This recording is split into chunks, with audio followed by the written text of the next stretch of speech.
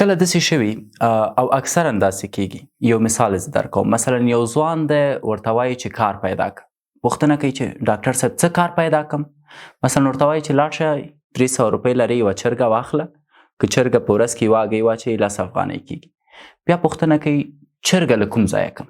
ته ورته وایي چې وروره لاړ شه، خو ښار دی، بازار دی، یو خروار خلک دي، هغه خلک چرګې خرڅوي، د کوم سړي نه یې واخلم؟ دوی د هرې کړنې دپاره یوه بانه لټوي او د هرې بانې د له منځه وړلو دپاره باید ته دوی ته پیشنهاد وکړي. مثلا دیګ به زه درته وکم، ډوډۍ به زه درته پخه کم، را به یې وړم، خولې کې به یې درکم، ولې ستا د خولې ډوډۍ خو زه تا ته نشم ژوولی، دا باید ته خپله وژوې. اوس ولې زما اکثریت ځوانان داسې دي چې د دوی ماغزه 0 کیلومتره دي. کله چې ته ورته وایي چې فلانکی کار داسې وکړه، بیرته پوښتنه کوي چې څنګه یې وکړم.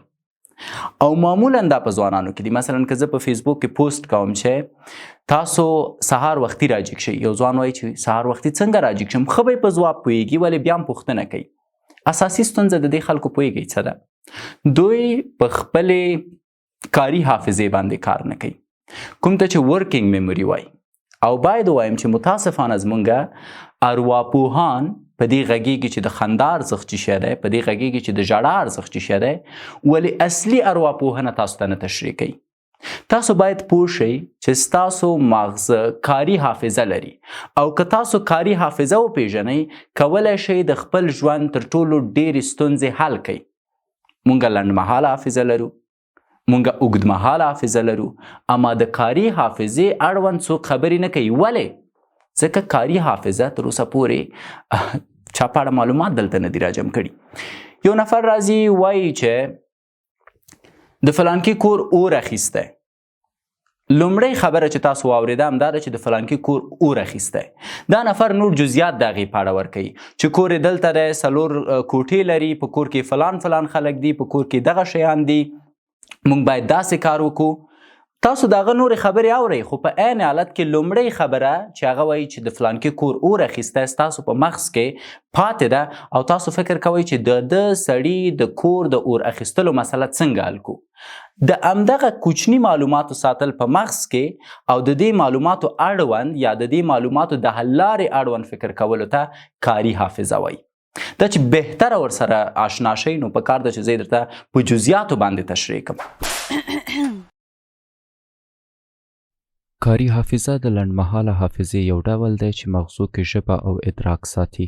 په خاص ډول دا حافظه موږ ته اجازه راکوي چې شیان شمیرې او نور سره مغز کې تبادله کو تر څو سخت کارونه وشو کولی. کاري حافظه 3 اساسي کارونه کوي: د کارونو منظمول، د احساساتو جمعول او پام کول. که چیرته د مغز آرامېدو تمرین مو کړی نو کاري حافظه همداسې حالت ته ویل کیږي. پوهېږم سخته ده، نو مثال درکوم. ټیډ ټالک مشهوره برنامه ده. پیټر پکې ګډونوالو ته وایي چې 5 لغته په یاد وساتئ. بیا د ګډونوالو نه ځینې د ریاضي پوښتنې کوي چې پام یې بل لوري ته شي، او وروسته بیا د لغتو اړوند پوښتنه کوي. د چا چې یاد ته پاتې وي ورته مبارکي ورکوي چې کاري حافظه یې ښه ده. نو کله چې موږ یو شي ته پام وکړو په لیدو یا حس کولو، نو دا کار زموږ مرکزي عالي حافظې ته رسیږي. دا د کاري حافظې مدیر بلل کیږي او کارونه په 3 برخو ویشي. دا برخه پریکړه کوي چې څه مهم دي، کومه برخه د کاري حافظې به څه کوي، او کوم شیان باید اوږدمهاله حافظې ته ولېږدول شي. ارواپوهان ابتدایي معلوماتو باندې دا چې دا مرکزي حافظه څه کوي پوهیږي، خو د پروسې اړوند یې معلومات نه لري. مثلا تاسو پوهیږئ چې موټر څنګه چلیږي، خو نه پوهیږئ چې ماشین یې څنګه کار کوي. کاري حافظه همداسې ده او 3 برخو باندې ویشل کیږي. اول فونولوژیکل لوب، ورپسې اپیسایډک بافر او ویژوال سپیشل سکیچ پیډ. د کاري حافظې فونولوژیکل لوب چې ټول شنوي معلومات کنټرولوي. په دې لوب کې د مغزو هغه سیمې چې موږ یې له عمله اورو او د بیرته ویلو تیاری نیسو شاملې دي. که څوک درته وایي شمیره زده کړه، دا لوب کار کوي. که زه ووایم 5 6 2 7 او 3 در سره حفظ کوي، نو تاسو یې مغز کې تکرار کوئ. سترګې پټې کوئ او بیرته یې ووایئ، نو ویلی یې شئ. اوس که درته ووایم چې یوه اوږده شمیره زده کوئ، نو نه یې شئ حفظ کولی، ځکه دا لوب اوږد دی او د اوږدو شیانو د زده کولو توان پکې کم دی. د لومړیو 8 شمیرو نه وروسته د نورو شمیرو سره لومړی هم هیروئ. دلته ستونزه شمیرې نه دي بلکې هغه وخت دی چې تاسو یې ویلو کې ضایع کوئ. مثلا ځینو ژبو کې تاسو 2 ثانیو کې 3 حرفه وایاست، خو ځینو ژبو کې بسته شمیره ثانیو کې ویلی شئ. او باید ووایم چې دې لوب کې د دید معلومات هم چې بیا په سیمینټیک معلوماتو یادیږي. دوهم یو بیا ویژوال سپیشل سکیچ پډ دی. دلته موږ د لید خبره کوو. کوم څه چې وینو او ذهن کې ساتو ټول همدلته ترسره کیږي. د خپل کور او ملګري د کور د نقشې اړوند فکر وکئ، نو تاسو ټول سرکونه تصور کوئ. همدا سیمه ده چې رنګونه، شکلونه او ټول معلومات لري چې ورته د مغز ډوډل کتاب هم وایي. نو دا ساده و. دریم یو اپیساډیک بافر نومیږي. نو موږ فونولوجیکل لوب کې شمیرې او لغتونه لرو او ویژوال سپیشل سکیچ پډ کې انځورونه لرو. خو څنګه دا دواړه سره وصل کو؟ دا د درېمې برخې اپیساډیک بافر کار دی. دا هغه سیمه ده چې انځورونو ته غږونه ور اچوي، لکه ایډیټ کول، سم لکه یو فلم چې انځورونه او غږونه حالت او وخت ته په کتو پکې ایډیټ کوي او د همدې عمله ټول معلومات بیا معنا پیدا کوي. اوس خو پوه شوئ چې کاري حافظه چی شی دی، په کوم شکل کار کوي. مهمه خبره دا ده چې څومره ځوانان مطمئن او ډاډه دي چې دوی کاري حافظه په عالی شکل سره لري. مثلا زه د یو ځوان په توګه باید ځان نه پوښتنه وکړم چې آیا زما د مغزو کاري حافظه کار کوي که نه، او که چیرته کار نه کوي څه کولی شم چې کاري حافظه مې په کار واچوم. نو په کار دی چې تاسو ځینې آزمایښتونه ترسره کوئ ترڅو پوه شئ چې ستاسو کاري حافظه د کار وړ ده که نه. که د کار وړ نه ده، د دې لپاره چې هیڅکله تاسو په خپلې کاري حافظې باندې کار نه دی کړی، پس په کار دی چې ورباندې کار وکړئ. نو راځئ ستاسو د کاري حافظې یو آزمایښت واخلم، هغه هم همدا اوس. اوس راځئ په دې اړه خبرې وکړو چې څنګه کاري حافظه او هوښیارتیا سره اړیکه لري. که مو کاري حافظه پیاوړې وي باید له ځانه راضي اوسئ.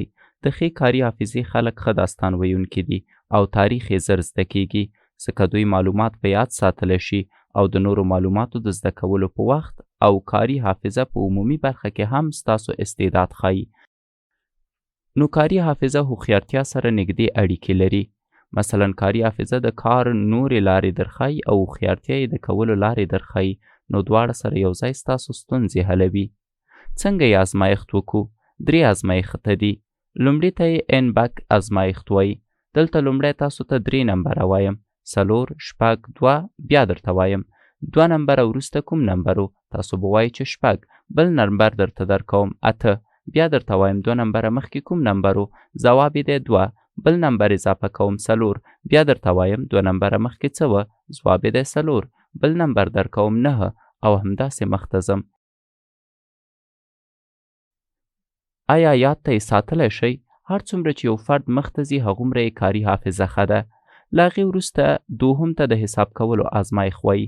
مثلا زه تاسو ته 3 نمبره در کوم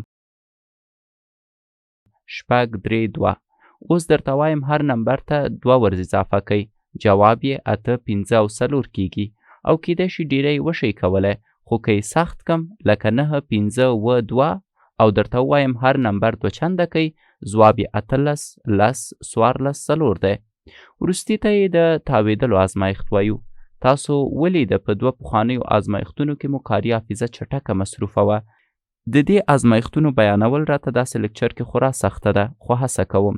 د یو شي 3 بعده انځور درښایو او بیا یې تاویدلو حالت درښایو. یو پکې ناممکن دی چې تاو شي او اصلي سره یو شان اوسي. نو تاسو باید هماغه یو پیدا کړئ. ښکاري ساده، خو تر ټولو سخت تمرین همدا یو دی. د کاري حافظې په اړه زه وغږېدم. هیله مې دا ده چې ټول ځوانان نوره تنبلي پرېږدي، په خپلې کاري حافظې کار وکړي. که چیرته ستاسو کاري حافظه فوق العاده کار وکړي، تاسو د ژوند یوې ستونزې ته هم نه تسلیمیږئ، بلکې هرې ستونزې سره چې مخ کیږئ هغې ته حل لاره ټاکئ. د نن ویډیو همدومره وه. یو خبره بیا هم کوم، چینل سبسکرایب کړئ ترڅو نورې ویډیو ترلاسه کړای شئ. زه پوهېږم په فیسبوک به زما کوچنۍ ویډیوګانې ګورئ، اما که غواړئ په جزیاتو ویډیوګانې وګورئ، یوازینۍ لار یې همدغه یوټیوب پاڼه ده او حد اقل خو 50,000 سبسکرایبر باید ووسي. نو ځکه ډېر وخت شو چې موږ پرې کار کړی دی. تر بیا الله امان، ښې چارې.